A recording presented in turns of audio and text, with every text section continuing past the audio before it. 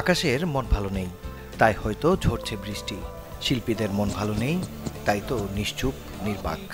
Band তারকা শাফিন আহমেদের চিরবিদায়ের মুহূর্তগুলো ছিল এমনই। মৃত্যু নামের সত্যে গেল 25 জুলাই আমেরিকার ভার্জিনিয়ার একটি হাসপাতালে মারা যান এই কিংবদন্তি। সোমবার বিকালে মরদেহ দেশে আনার পর মঙ্গলবার বাদ জোহর গুলশানের আজাদ মসজিদে হয়েছে জানাজা।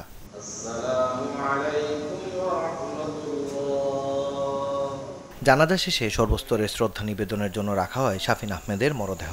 প্রিয় মানুষটিকে শেষবারের মতো দেখতে যেখানে এসেছিলেন তার দীর্ঘদিনের সহকর্মী, অগ্রজ আর অনুচরা। 47 বছর একসঙ্গে আমরা কাজ করছি, একসঙ্গে বেড়ে ওঠা, একসঙ্গে আমাদের মিউজিক করা। এই ইন্ডাস্ট্রিটা বড় হচ্ছে, আমরাও পারছি। খুব খারাপ লাগছে। বিশাল বড় ক্ষতিটা অপূরণীয়। এটাকে পূরণ করা যাবে না। এবং ওর যে কন্ট্রিবিউশন এবং ওর স্পেশালি যে ভয়েসের স্টাইলটা এবং ভয়েসের যে রেঞ্জটা, সেটা তো দ্বিতীয় আর কেউ নেই, অদ্বিতীয়। উনি অনেক কিছু দিয়েছেন বাংলাদেশকে, ওটার জন্য আমরা ওনার প্রতি সম্মান এবং শ্রদ্ধা জানাচ্ছি ব্যান্ডের একজন মানুষ হিসেবে। আমাদের দেশের অনেক সেলিব্রিটি কোনো কথা বলে না, শাফিন ভাই কথা বলতেন। শাফিন ভাইকে ইনশাআল্লাহ তার গানের সাথে সাথে এই স্পষ্টবাদিতা এবং এই সত্য প্রকাশের সাহসের জন্য আমরা মনে রাখব। শেষ দেখা দেখলাম আজকে, এভাবে দেখব এটা তো আসলেই ভাবার মতো না। এরপরও আমাদের শ্রদ্ধা, আমাদের দোয়া সবসময় থাকবে। বাচ্চু ভাই, জেমস ভাই থেকে শুরু করে শাফিন ভাই, ওনাদের গান শুনি তো আমরা গান গাই, তো এই চলে যাওয়াগুলি আসলে খুবই এটা অপূরণীয় ক্ষতি। স্টেজ শেয়ার করেছি, অনেক কিছু, অনেক দিনের পরিচয়, তো এটা বলে শেষ করা যাবে না।